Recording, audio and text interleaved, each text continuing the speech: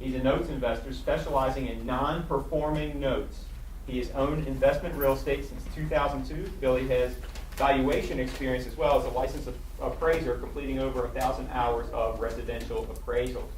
Without any further ado, I present to you Billy Mathis. As Steve said, I'm a real estate investor like everyone here. I started back in 2002, had some properties in PG County, and then I moved into Baltimore and had a couple in Baltimore also. Since then, I've moved into notes. I've been actively investing in notes for a little over a year. I've been studying notes for about at least 6 or 7 years. The problem was I didn't have access to the space, the opportunities, and so we'll get into a little bit of that tonight as to why the opportunity has grown a lot more, and there are a lot more opportunities for everyday investors to learn about it. Well, before we get started, kind of just want to give an overview of notes in terms of, like I said, it was hard to, back 5 years ago, 10 years ago, most of land records, as you know, were in the county courthouses, and now lately with the power of the internet, they've moved a lot of the counties, courthouses have moved their records online. So notes is a thing that you can invest in anywhere. You can be at home, on vacation, so you don't have to be on site at all to get into this space. We'll talk about some things in terms of outsourcing like the large banks do when they have loan servicers, that sort of thing. So it's pretty fascinating thing to get into, and it's pretty easy. So it's not for everyone. If flipping and rehabbing is your thing, but we'll go over some concepts tonight to just kind of keep in mind as you go forward.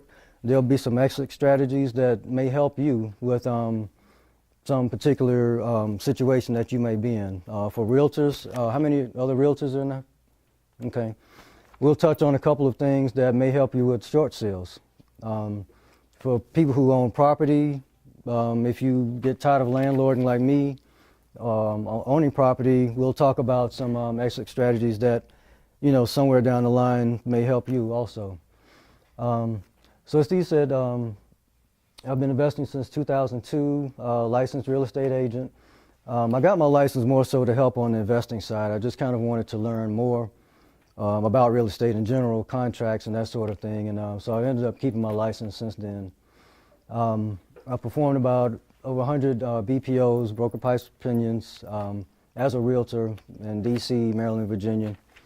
At one point I was going to become an appraiser, but you need about 2,000 hours as a trainee, and then you can become a licensed appraiser. So I got to about 1,000 hours, and I was doing it part-time. And so after that, I say, okay, I got it. That's enough of that. Let's see. So over the 6 or 7 years, I've studied under a lot of different people. Local guy up in Bethesda, John Peterson. Some others, Russ Dalby had kind of an infomercial thing a few years ago. I think he's away on vacation in some federal. I know he got into some trouble. Eddie Speed, Scott Carson, Ernie Kessler that used to run a local real estate investment group up in Bethesda. So now I'm kind of specializing in distressed assets. We'll get into that. Personal background, married father of 2, some boring stuff about marathon running, engineering degree from Howard, and I've been an IT consultant for about 20 years. And that's my flip attempt. Okay, so basically we'll talk about what notes are, why it's a good opportunity now to get into them, why you may want to consider doing it, and then we'll talk about how to get involved or how to learn more about notes. At the end I have, and on my website I have a lot of resources to go to for free information, and as Steve said, depending on how serious you want it to be, you can, you know, pay for advanced training or stick to some of the free resources. But at some point you're going to pay one way or the other. You're going to pay by making a mistake, or you can pay for education from a reputable person up front and kind of cut out some of those mistakes. But ultimately you're going to make some. I guess the goal is to just try to minimize them as much as possible. Let's see, my new clicker, is it working? Okay. So who else is in the notes business? I know Miss Mary is. Anybody else in the notes business? Steve, anybody? Okay, I should see everybody's hands. If you have a checking account, okay, you're in the notes business. Notes basically IOUs, right? Let's say if I buy a car from Steve and he gives me the title, but I don't have the cash with me, I write maybe 3 checks and they're basically IOUs. Steve takes them to the bank and cashes them and off I go. And Steve trusts me, we've known each other for years. So he doesn't have me sign as collateral for anything. So, you know, if he takes it to the bank and it bounces, then we're in a little situation. So we'll talk about the difference between notes, and checks, and mortgages in terms of how you collateralize those and how you have to put those up as collateral. Anybody here have done discounted notes? Okay. Let's see. Exactly. If you ever use a check cashing place, you've been discounted notes. If you get your paycheck from your job, you take it there, are they going to give you, if it was for $1,000, are they going to give you the full 1,000? Right. So you just sold a discounted note. So sometimes what they give you about 80 cents for everything. Okay. So everybody's here in the note business, right? All right, good. So now we'll apply this to mortgages.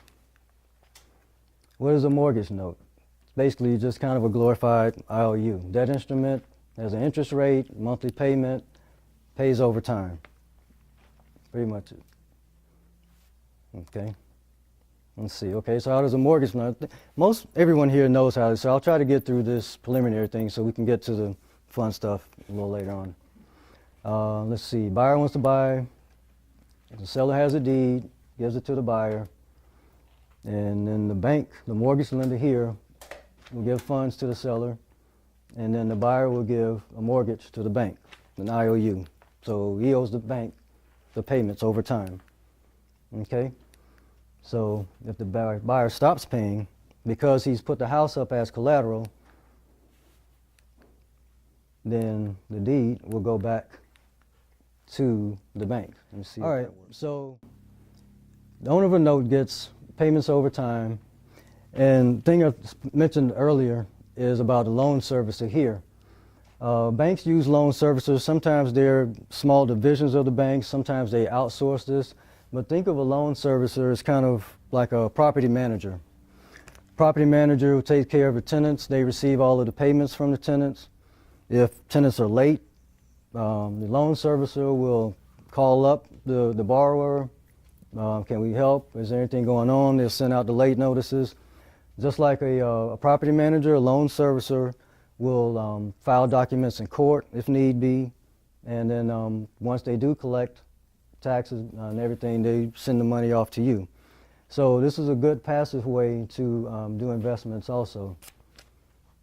And if you want to scale, if you get into notes and if you really need to scale your business, you want to use a loan servicer for 2 reasons. One, they will do all of these other duties for you just like a property manager would, but also there's a certain compliance issue with consumer finance that you need to stay out of trouble. These loan servicers are licensed in pretty much every state in the country.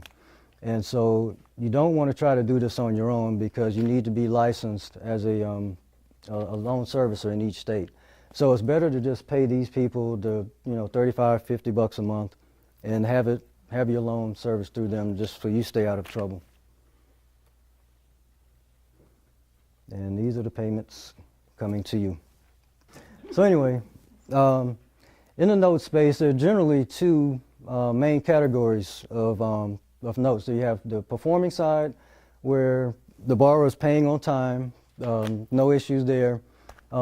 And these notes are sold to investors, but they're usually sold at a higher rate, maybe 80 cents on the dollar, 75 cents on the dollar if you're buying in bulk. But these are more secure because the borrower has a steady job, They have a good credit rating. They've been paying on time. And then there's the other side where there's the non-performing side. These are the ones that are in default. These are the ones that contribute to the shadow inventory thing that we've all heard about and talk about a lot. And so there are several exit strategies for this side also. And so this is the side that a lot of investors and notes are concentrating on now, just because the inventory is so high. They're like, in 2009, there were like 15 million delinquent loans. I think now the figure is somewhere around 6 to 8 million. But there are a lot of problems, and this is going to be a space that's still going to be active for at least another 3 to 5 years from what everyone says, and possibly even longer. So on the non-performing side, there are two kind of outcomes. One is to get the loan reperforming again. So you work with the borrower, and if the house is still occupied by the owner and they want to stay in the house, you can kind of get that loan reperforming, and then this turns into a nice cash flow with just a little work, just reaching out, seeing if they want to stay, and figuring out what they can afford. So you're like a bank. You're working with them to see what they can afford, see if they can qualify. And so it's kind of fun. I won't say kind of fun, but it's interesting to be the bank and to kind of have the flexibility and kind of the power to work with these homeowners, because a lot of times they want to work with banks and the banks are not cooperating at all. They're not being responsive. They're not even foreclosing on these properties, and so we'll get into that a little later also. And then the other side is to actually, if the house is vacant, the people are gone, the house is like what they call a zombie house, and we'll talk about that a little later too. That's kind of a direct avenue to obtaining an REO property and kind of creating your own REO. So for those who want to do rehabs or something, it's kind of an interesting way to just kind of get a good rehab property at 30 cents on the dollar, maybe 40 cents on the dollar, versus trying to compete with all of these other wholesalers or rehabbers that are driving up the prices. As you know, the REO market is not as robust as it was, and we'll talk about that as well. Okay, any questions so far? And feel free to ask questions as we go along. You don't have to hold them to the end. So, we okay so far? All right. Yeah, when you're buying from a bank and they are about to foreclose, basically you got a pre-foreclosure deal. You have the option of either negotiating with the bank to buy the house off of them, to buy the house for a certain price, or to buy the note. What would be your criteria for determining which one is a better option? Now you mean as an investor trying to okay. Well, the first thing, it depends on the bank itself. If it's like a large institution, and we'll get into that in just a minute, but if it's a large institution, a lot of times you won't be able to go directly to Bank of America and say, are you selling this? Because they don't sell notes to private investors, especially one-offs. If it's a smaller, like savings and loan, you may have that option of going in, but it takes a little while to get to the right person. Sometimes they may send you to the REO department, which is dealing with properties that they've already foreclosed on. So it just kind of depends. A lot of times you may not have that flexibility. When you get into short sales, we'll talk about that in a minute. In terms of short sales, you may be able to go kind of do an end around and contact the bank in that scenario. Okay. I have a question. Sure. Can you cherry pick, or you got to buy the tape? You can cherry pick. Depends on the seller, but a lot of times, more so nowadays, they're allowing you to cherry pick. The only issue is when you do that. I'm trying to multitask while I'm talking. But when you do that, you don't get as good of a price. For one-offs, you may pay anywhere probably 50 to 55 cents on the dollar, versus if you buy maybe a pool of like 3 or more. It's just like if you're buying, a bottle of water. If you buy 6-pack, you're going to get a better price. If you buy 12-pack, you get a better price. It's the same thing with these loans. You get a much better discount, 30 cents on the dollar, if you can buy, in a pool. but they're not as expensive as you think. But let's see. Oh man, God, this is gonna be a long night. Okay. Oh, I'm sorry. Any other questions? Okay. Yeah, what's a one-off? It's just if there's like a pool of tapes. Okay. A lot of times banks, when they sell loans to each other, they kind of group them in large pools, what they call pools, just large groups. And then what happens is these banks sell them to like a smaller hedge fund, and then those hedge funds will go through, pick the ones they want, and then they'll sell those off to private investors. A lot of times, these smaller firms will let you cherry pick and pick one-offs. Okay. And so they're just one at a time versus, I see what you mean. yeah, banks are used to selling to financial institutions, but business to business, and they do it by groups of, sure. Are there, third parties that in between the banks and you that buy bundles or pools Right, and break them up into one-offs? right, Do exactly. you work with those? Yeah, right, exactly. Yeah, those are funds. There's some called Watermark, FCI does them. There are a lot of firms now that are buying from the larger banks. And then they're buying from the Fannie Mae's and Freddie Mac's also. And I think I have one slide that talks about that. They're also selling their loans off too, and versus foreclosing on them. And so that's another reason why you're seeing less and less REOs on the market, because they're selling the loans versus foreclosing on them.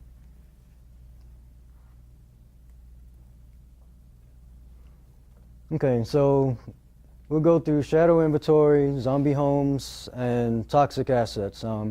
Everybody here familiar with, I guess, the zombie home? I kind of just learned this a little while ago myself. This is basically, this talks about when the bank sends a foreclosure notice to someone in their house, and they're thinking that they're going to get kicked out like in the next week or so they go ahead and move their things out, and then next thing you know, the bank stops processing the foreclosure. And so the house just sits for like years and years without, any upkeeping. So the house is vacant, so it's attracting crime, is causing property values to go down. So this chart basically just shows some of the zombie homes and the numbers. You see in Florida, there's like a really large number of these homes where people have moved out and the banks haven't even completed the foreclosure process.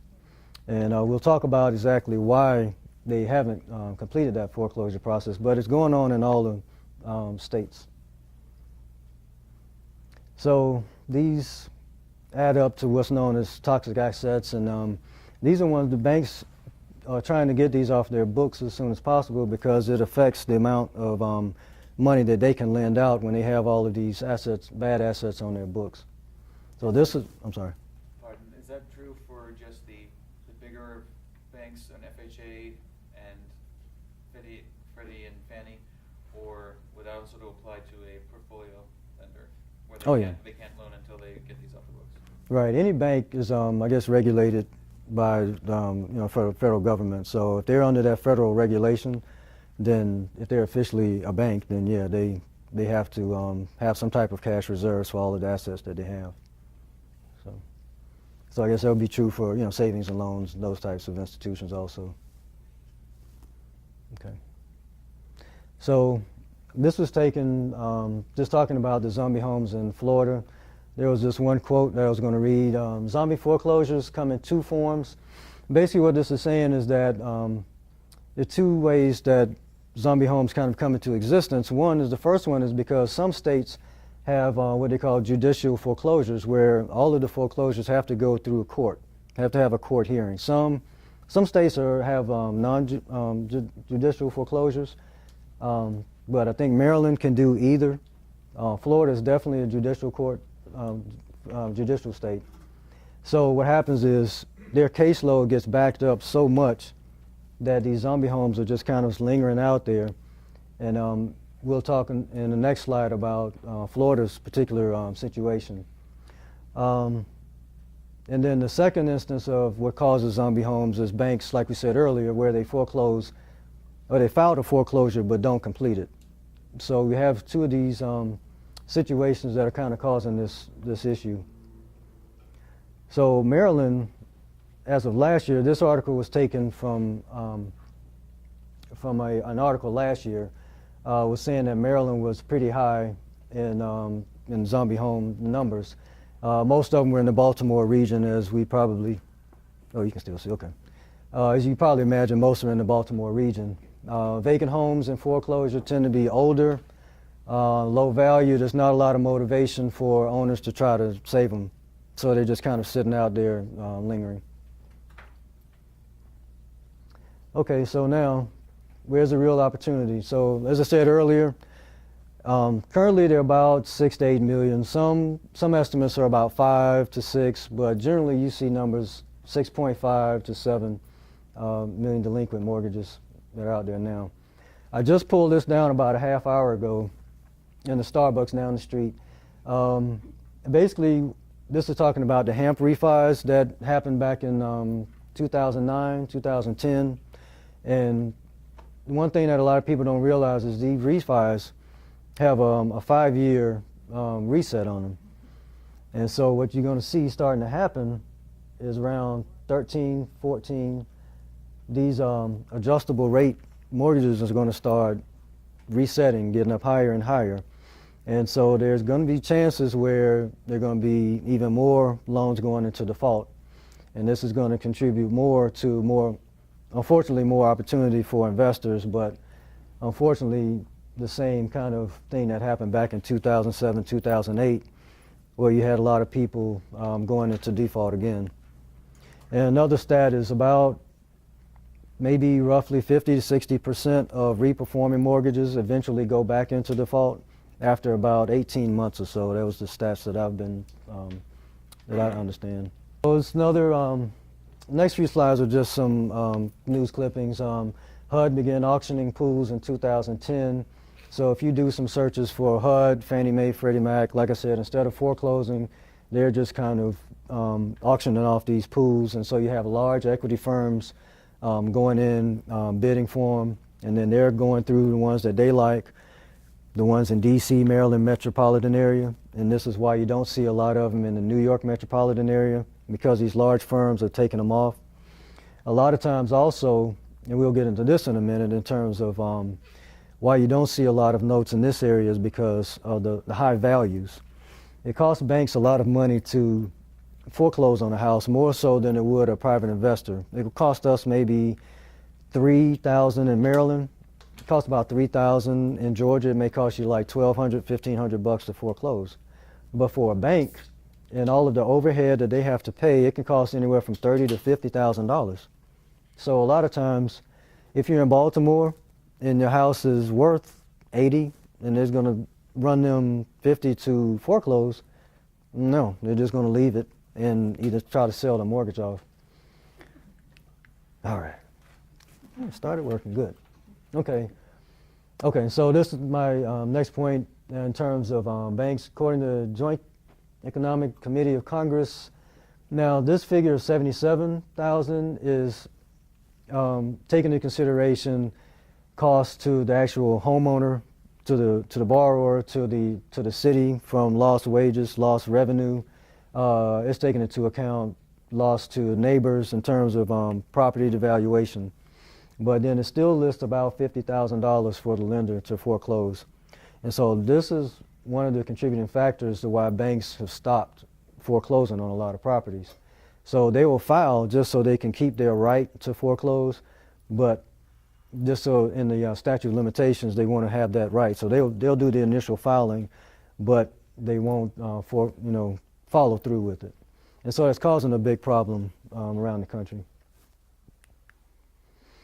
Okay, so let's talk about a few things, the good things about why you should invest in notes. As I covered some earlier in terms of inventory. It's a great opportunity now to get in, the large inventory.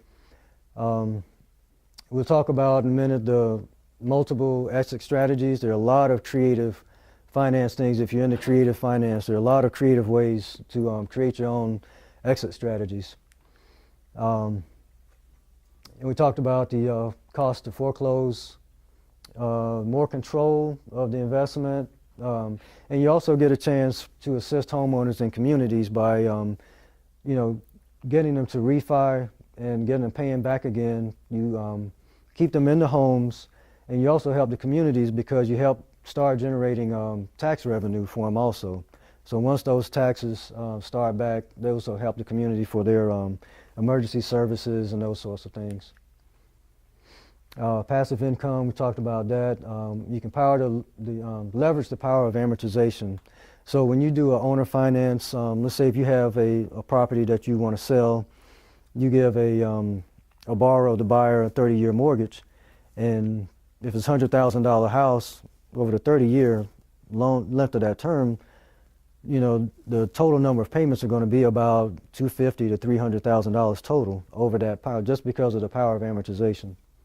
So that can be, you know, kind of a nice thing to leverage over a long term. Another good thing is we talked about longevity from future inventory with the refis that are happening now.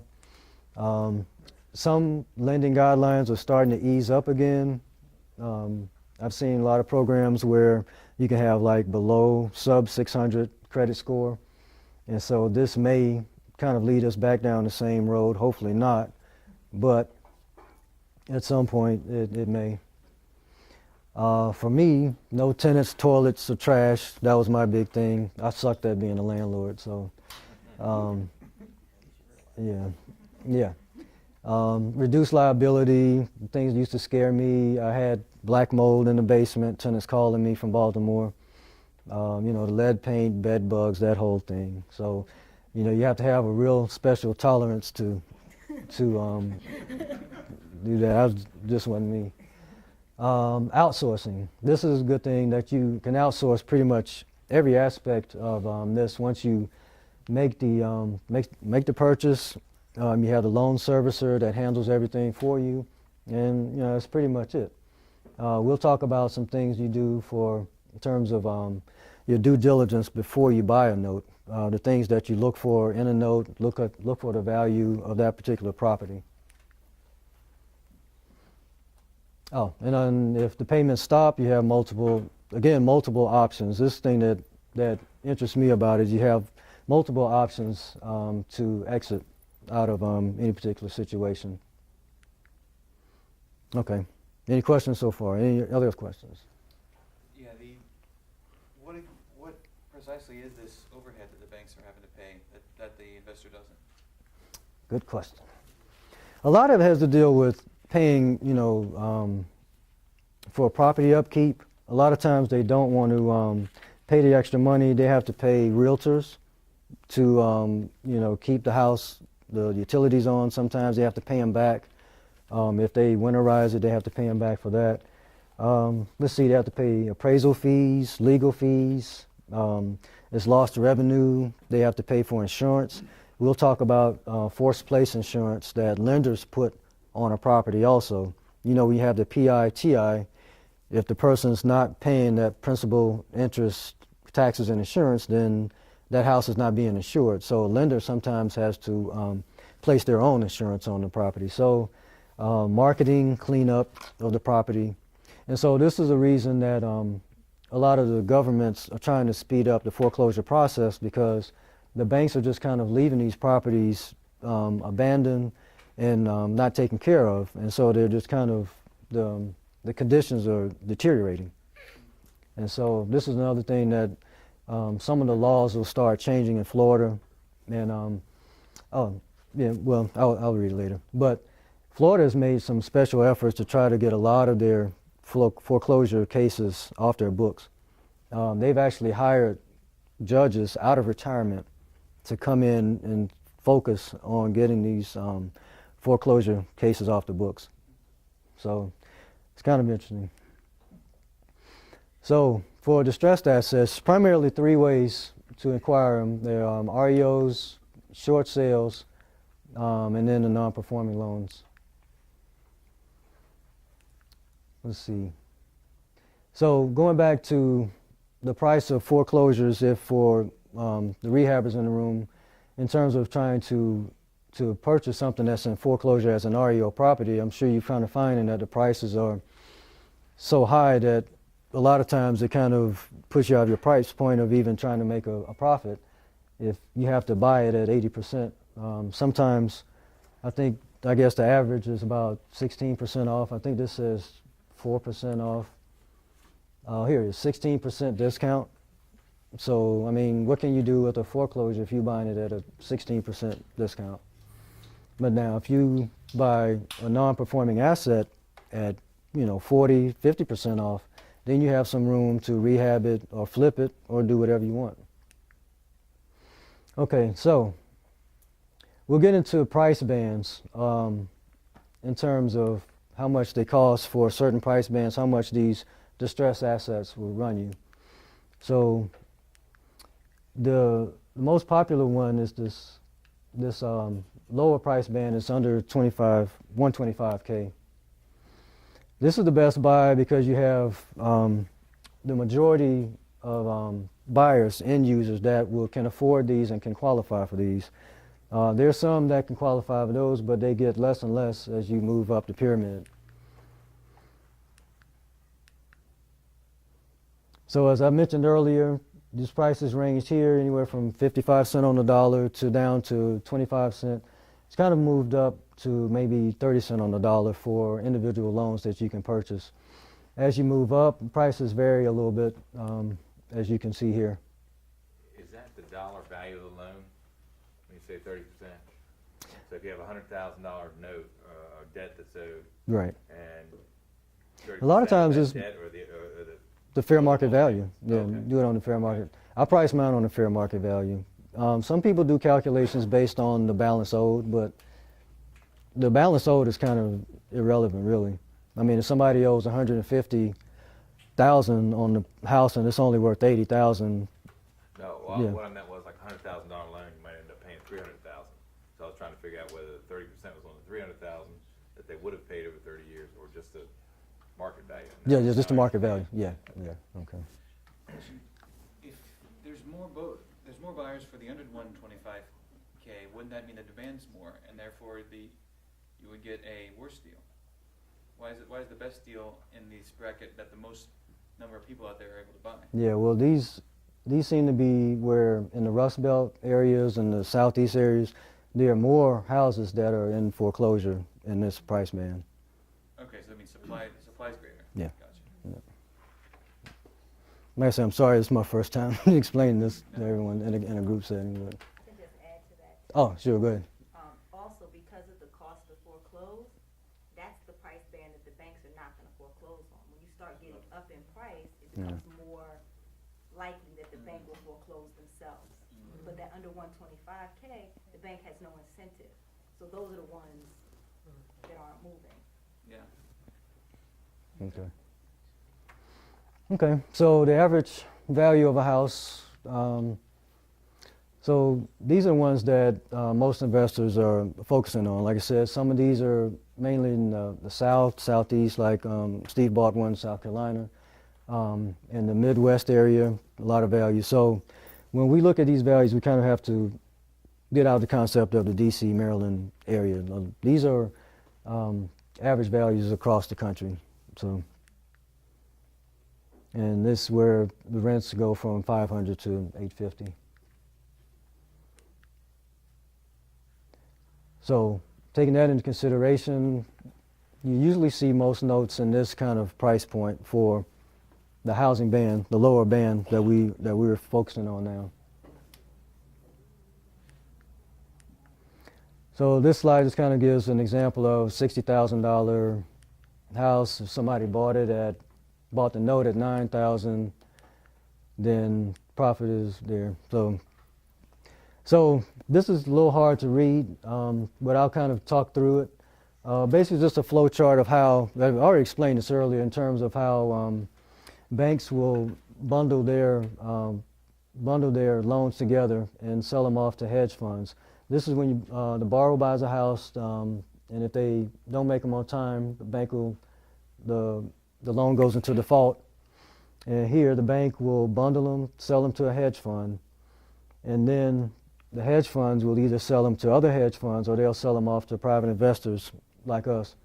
And then the note investor here will do their due diligence, look up the taxes, see if the borrower is filed for bankruptcy, what type of bankruptcy it is. Taxes is a big thing, so that's one thing, a major thing to look out for. And then they'll purchase the note and take it off to a servicer, and then we'll talk about these exit strategies in a later slide. So this is basically what we covered before. The large banks will sell off their large assets to the mid-sized hedge funds, private equity firms. They'll go through, pick ones that they like to work out, cherry pick the other ones, and then they'll sell those down to non-performing, reperforming, and then to smaller private equity firms and investors. And to answer your question, sell the one-offs or keep some of the assets also. This note buying timeline is basically what we just talked about in terms of due diligence. When a tape comes out, basically a tape is like an Excel spreadsheet with a set number of loans on it that are in default. And what you do is take that and you go look up the addresses, see if the house is still there. You take around, go on Google Maps or whatever, take a look at the neighborhood, get a feel for that. Sometimes some sellers will include actual BPO, so you can get a sense of the value of the house. You can get a sense of the comps, whether they make sense or not. Sometimes you may want to call up a local realtor and ask them, does this make sense? So a lot of times you want to take what the seller will give you, but kind of verify for yourself and do your own due diligence. A lot of times you want to check on the taxes, the title, see if it's going to a tax sale or not. One that I had, as soon as I bought it, it was already going to a tax sale. So luckily I still had time, it was in the redemption period, so I could have time to pay the back taxes and take it out of a redemption. So like I say, you check the property condition, neighborhood. You want to check the rents, just in case that may be an exit strategy that you may want to consider. You make your offer, and whether or not it's accepted. Sometimes it's based on if you hit a price that they're looking for. Other times they're having an online auction in a couple of days where you just bid up to a certain price. So there are various ways that different sellers will sell their notes. There's some exchanges online that you can go on and sign up and register and just look at the assets online, put in an offer, and then they'll get back to you in like 48 hours whether or not you got the bid or not. Okay, so after the purchase, then what do you do? So when we talked earlier about the first thing you want to do is you'll get the collateral file, which is just a bunch of the originals. It'll have the mortgage, the assignments of mortgage that sign over the rights to collect on this mortgage to you. There's also something called an allonge, which goes along with that. They assign that over from the original seller to you. So what you have to do is go through that original set of documents and make sure that everything is there. So a lot of times you'll have a custodian that will receive those documents, and they'll do what's called a scrub. Go through all of those loan documents and make sure that everything is there that's supposed to be there. And if something is missing, then you need to go back to where you bought it from. Either have them find that missing affidavit or missing allonge, missing assignment, and have them find that. If not, then they either need to give you your money back, or they can sometimes replace it with another loan of equivalent value. So the first thing you do is review the collateral file, make sure everything is there. Next thing you do is what they call boarding with a loan servicer, i.e. the property manager. So what you do is do this for compliance. What has to happen is once a loan is sold to another bank or lender like you, what has to happen is they have to send a goodbye letter to the borrower saying that don't send the payments to us anymore. And then the new lender, your servicer, will send a hello letter saying send your payments to us from now on. Now a lot of times, we're talking about non-performing assets, so it's just kind of a formality to do that, but it's kind of, there's federal law that this has to be done. So it's important to work with the servicer so that they can keep you out of these loopholes. And also, when you send the hello letter, you cannot contact the borrower for 15 days. So that's something that the servicer will work with you on just to make sure that you stay out of trouble. Title insurance is something you may or may not want to buy. It depends on if the loan came from kind of an institutional lender like a Bank of America. They will have required that title insurance was purchased on that house before. So basically, what you might want to do is buy some type of an update from the time that that title insurance was purchased to now. So that may be just a period of maybe 2 or 3 years, or something like that. So sometimes you do that. It's up to you whether or not you want to do that. The forced place insurance we talked about before, especially if it's a vacant house, or even, like I said, if it's in default, 9 times out of 10 they're not going to pay the insurance and not pay the mortgage. So this is something that'll run maybe $800 to $1,000 depending on the property, but this is something you definitely want to do in case that property burns down before you can get it worked out. So there are several vendors that do this, provide this insurance policy also. Next thing you want to do is talk to a property preservation company. What they do is secure the property. They go out and they have agents nationwide, and what they do is send somebody out to secure the property. They look at the roof, winterize the property, clean it out if they can. The thing to keep in mind is that once you buy the loan, just because you own the mortgage, you cannot legally occupy the property. Some people kind of mix that up. Until you get the deed, until you're the owner, then you can go in and occupy it and rent it out, occupy it, that sort of thing. Now, what's written into mortgages is that as the lender, you do have the right to go in and secure the property. You have the right to go in and put the tarp over it. You have the right to replace a window, that sort of thing. So that right you do have. Now, as I said, you can't go in and occupy it, but you can kind of go around, check the property out on the inside, but I wouldn't have an inspection done, that sort of thing. Okay, so we just covered that. Can't occupy the property. Don't go renting it out just because it's vacant and you own the mortgage.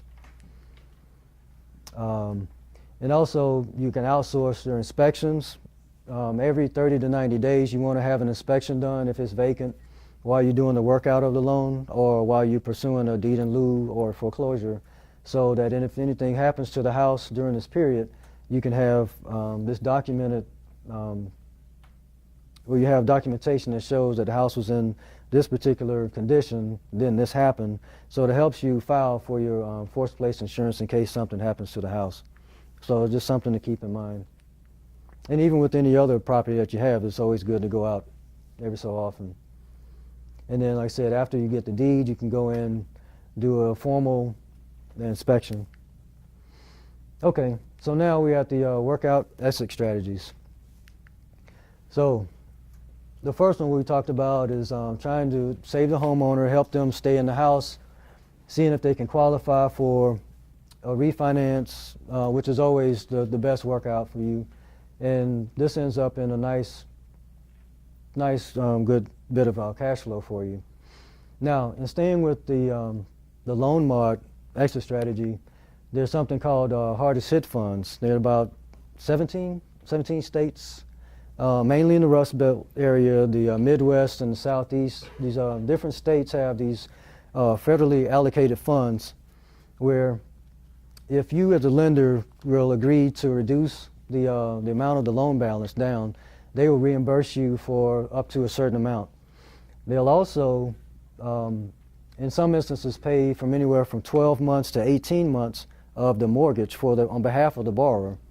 So that's kind of a win-win for both situations. What you have to do is work with the borrower to get them to apply for this. It's only in certain cases where a borrower may have lost their job, but now they're kind of working again. They want to stay in the property, and but it's a pretty profitable program. Sometimes it'll be up to $30,000. So let's say if the house was worth $100 and they owed $150, if you agreed to reduce it down to like $120 or $100, they'll reimburse you for like up to $30,000. So it's not a bad deal, especially if you probably only paid $30,000 for it to begin with. They do that up front, or they supplement the repayments? I'm sorry. If Yeah, they'll give you a check up front. I mean, once, like I said, the borrower has to apply. So it's a process that they have to go through. And sometimes I think the success rate is like 60, 70%, depending on the state. That's called hardest hit fund? Yes. Yep. DC is a hardest hit fund state. But like I said, a lot of times you're not going to see a lot of non-performing loans in there. But a lot of them are like South Carolina, Georgia is one, Florida.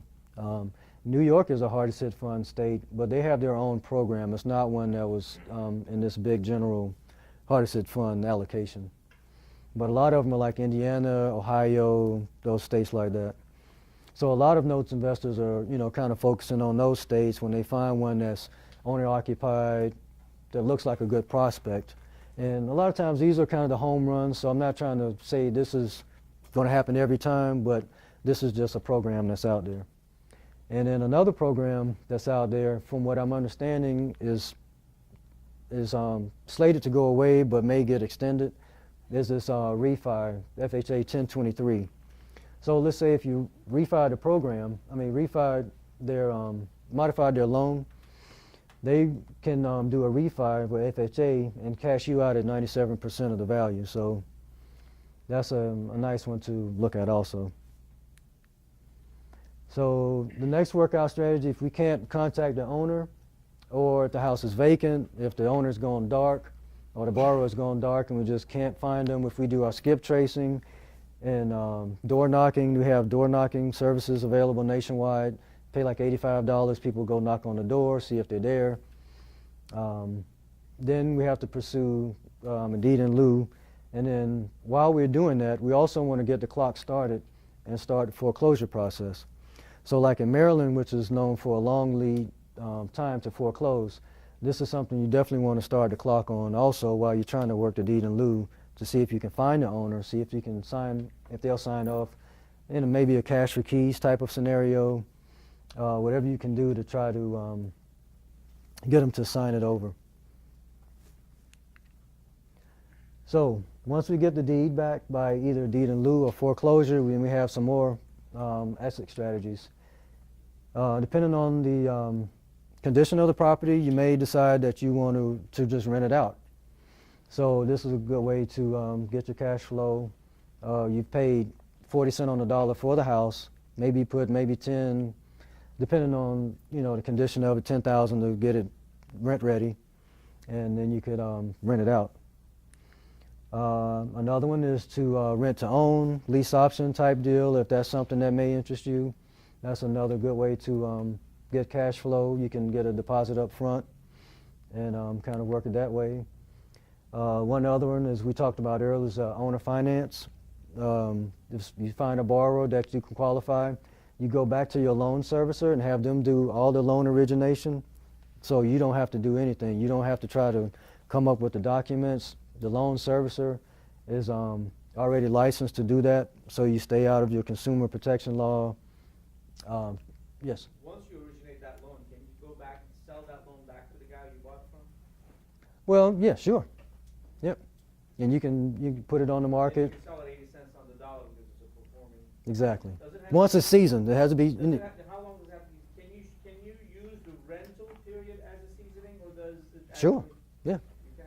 Yeah, especially like with this hardest hit funds, if the state is paying up to 12 months, 12, 18 months, that's income coming in. Is the renter really didn't pay it, but that's documented payments on time for that 12 to 18 months.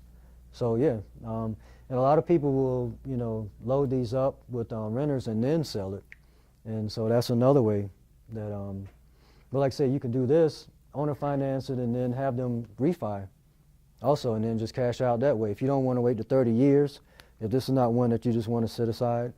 We'll talk about also with owner finance, if you originate a loan, we'll talk about partials, selling part, maybe 10 years of the payments. We'll cover that. I'm not going to go into depth on that, but that's another option that you can consider also. Okay, so like I mentioned, once you have cash flow going, if you just want to exit out, you still have yet another exit strategy, is just to sell that tenant-loaded property. That's a turnkey property. A lot of investors are looking for that. You load it up with property management, you got the tenant in place, put it on the market, and you can get your cash flow that way.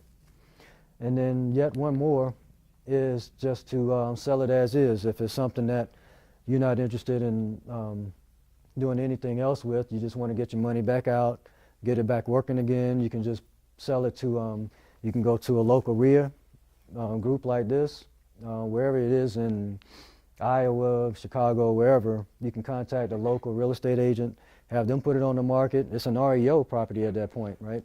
Because you've already taken it back as a foreclosure, or as you've gotten the deed back, so it's an actual REO property. Any questions on exit strategies? What happens if there's a non-performing subordinate? A second. You get wiped out, depending on the, if it's foreclosure, then a lot of times they get wiped out. So like I said, unless you do, what I didn't include on here, I'm sorry, I didn't include is a short sale. So instead of, when you're doing a loan mod, sometimes I should have included, the owner may want to do a short sale also, so you can include that. If the owner is in the property but just kind of wants to do a graceful exit, then that's one way to do it also. And that's a good way to get near market value. You still paid 40 cents on the dollar for it, but you're going to get market value, and then the owner gets to exit gracefully also. So that's one. My apologies, forgot to include that one. Okay, so we'll talk about sources of notes. Like I said, 5-6 years ago, the best way to get sources of notes was to go down to the county courthouse, go through the records and look through the mortgagee names to see if you could find any name that wasn't a bank, name that was in an IRA, something like that. And so when I was learning about notes way back then, that didn't interest me. It seemed like it was going to take a long time to do. But now, because of the state of the industry, there are a lot more sources of notes. So we'll go through some of those. So as we talked about earlier, owner finance notes. Also, for, like I said, if you own a property, an investment property, and there's something that you may want to kind of sell, you can sell it as a owner finance property, in which you could just do it as a wraparound mortgage. And just, wrap it around, if you have existing financing, just do a wraparound mortgage. And then, like I said, once the new owner can use the FHA 1023, or at some point they may cash out or refi the note, you can pay your original mortgage off that way also. Are you going to explain the wraparound mortgage and exactly how that works? I can gloss over it. I'm not an expert at it. Anyone else know about wraparound? Basically, you have your mortgage that you're paying on, and then a wraparound mortgage is one that you create over that. So this mortgage acknowledges that there's a subordinate mortgage that's being paid on also. So if your mortgage is like $500, then the new mortgage may be like $600, $750. So you're going to take the balance of that, but you're going to be paying off that mortgage also. So the loan servicer will take that first, the new payment, and they'll make the payment to your mortgage bank, and then the rest will go to you. And so basically, we're gonna list. You have anything I'm sure you can add something to. No, that's good. Help me out. They're going to No. pay the original mortgage. I'm sorry. They're going to pay the original mortgage. Right. You're just gonna take it straight. Yeah. So, like I mentioned earlier, there are sources of notes online. You can Google notes brokerage. These are two of more of the well-known exchanges. You have to be careful with the pricing on the FCI. A lot of times, these are private investors or anybody that just has notes that they want to sell. It's just kind of an online exchange. Watermark is a pretty good company. We had a chance to meet them last weekend, the CEO of that company. I think they're based in New York, New Jersey, yeah. This guy's a real good guy. You can just go to Watermark Capital, sign up, and you can start looking at, search for any type of mortgages that you want, performing or non-performing. You put in the state that you want, and you're off and running. When you look at those, how many would you say you look at before you buy one? It would be On average. probably about maybe 10 or so. 10 or so, because it depends on where I'm looking at. If I'm focusing on hardest hit fund states, if I'm focusing on vacant properties, or if I want something that's owner occupied. Just depends on the investor that the investor that I may be working with, what their exit strategy is. If they just want their cash back, then we may look at some that are vacant to just try to get the deed back, or if it's something that's long term. How much of that is overpriced kind of junk, or like looking at the MLS? Like these exchanges? Yeah, for FCI, a lot of these are I just kind of shake my head. I don't know. A lot of times they'll have non-performing for like 80 cents on the dollar. I'm like, sometimes I've even seen some that said 100%. So I know these are errors, or somebody's lazy when they're inputting their data. I don't know, but I don't even waste time looking at those. A lot of the other ones I've met through going through different conventions, expos. You get a chance to meet a lot of these owners of these private firms. And so once you get vetted with them, you can register, and then they start sending you tapes, Excel spreadsheets. So my clicker is working. Isn't that cool? That is so cool. Yeah, hedge funds, private equity firms, like we mentioned. You can find a lot on LinkedIn. Be careful. There are a lot of distressed asset groups that you can go in and join. Not hundreds of them, but there are a lot of them on there. So you can go in and kind of join them, see the opportunities that are out there. A lot of people always selling notes. So that's one place. Facebook has a few groups for distressed mortgages, that sort of thing, private lenders. And then, like I said, land records. Now that everything's online, you can just go to a county, look at the mortgagee, and then look for anybody that may have bought one with an IRA, or just anybody with just a private name. That's a way to find some also. Again, like I said, networking. You can kind of create your own sources from people at title companies. A lot of times they'll come across notes that are owned by private investors. CPAs, realtors may know of some, developers, that sort of thing. And then for short sales, so I put this in here for realtors, but really it's for anyone else also. I mentioned this to my realtor, my broker, Greg Bennett in Greenbelt, and kind of piqued his interest a little bit. But if you think about it, if you're having a short sale, and there's only in certain cases when you can try to do this, but if there's a bank that's taking a long time to negotiate and it's a smaller bank, now, like I said, the Bank of America's, Wells Fargo's, you won't be able to go directly to them and say, can I buy this note? But if it's a small savings and loan and you work in a short sale, there's a chance that you can go around directly to the asset manager for that savings and loan and say, look, I know this one is in default. I'll give you an offer for it. So now if that bank agrees and sells you the note, then you're the new owner of that note. You've got it at a discount rate.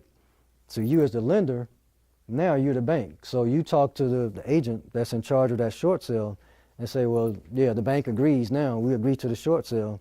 And that's a mountain load of paperwork that you don't even have to worry about. Don't send me any more applications. You've bought it at a discount and you're getting pretty much maybe market value for that. So one thing to consider, like I said, is just, maybe in a situation where that may be helpful. Second mortgages.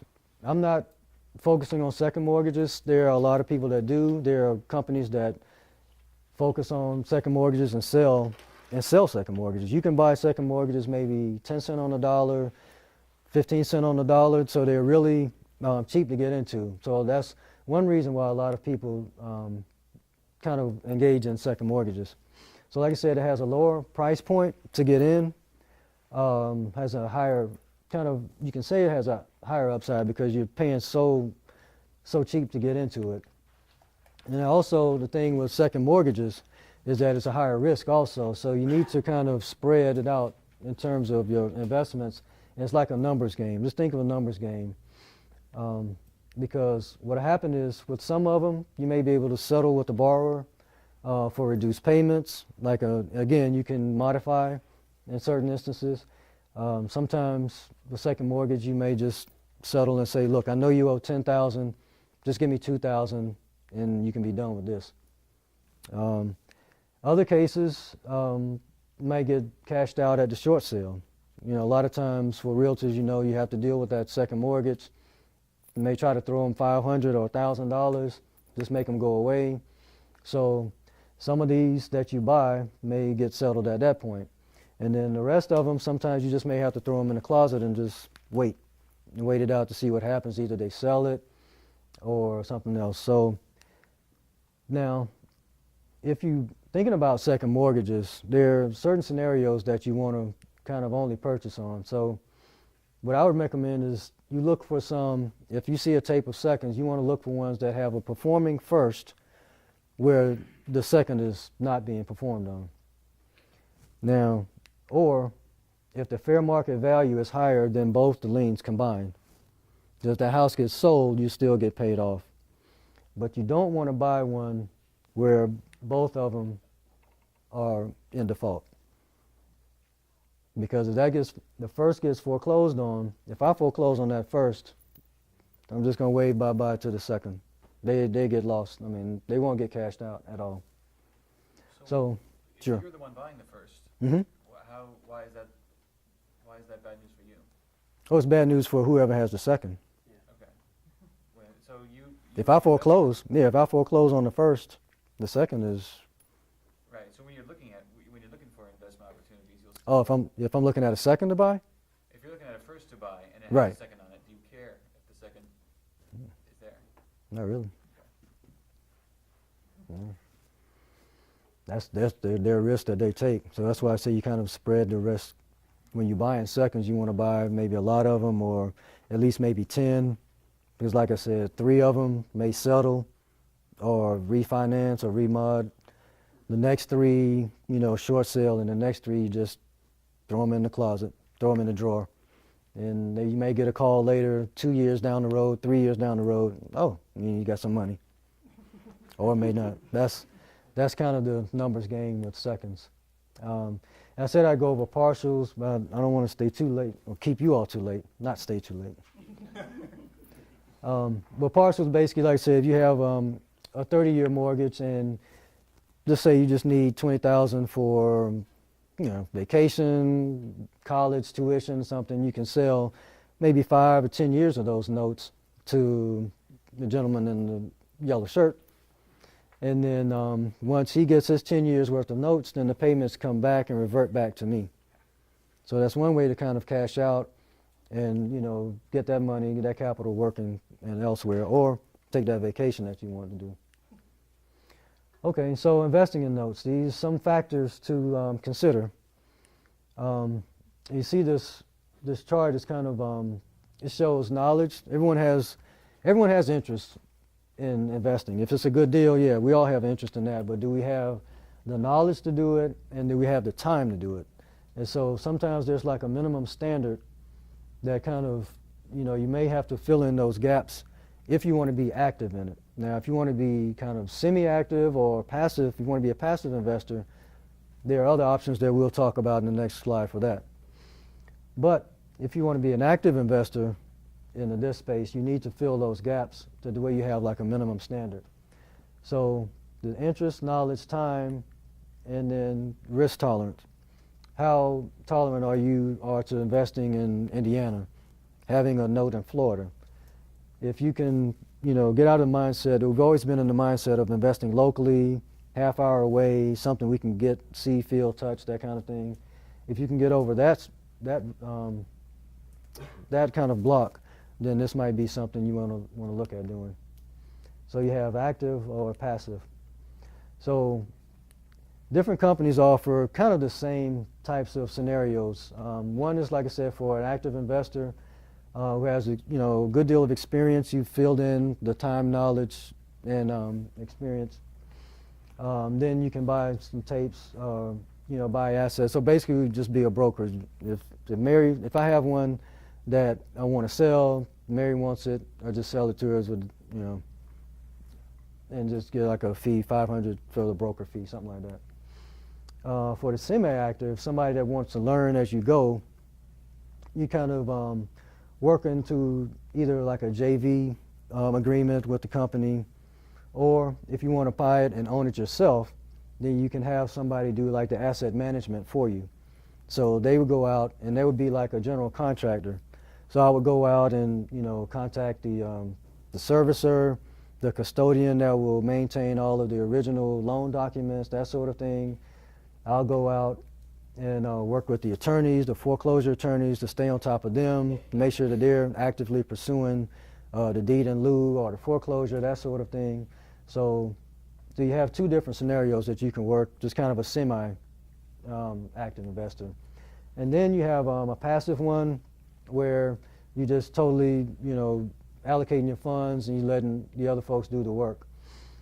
The first one is where this is for kind of accredited investors. I guess these are high net worth individuals. I think I don't know if it's 250 and above, something like that. There are offerings that different companies have where they've already filed with SEC filings to where they can pool money from different investors. As someone that hasn't done that filing, I'll get in trouble if I try to pool money from Steve, from Mary, from someone else, and then try to go out and buy loans. I have to do kind of a JV one-on-one deal. That's best for me to stay out of trouble with SEC.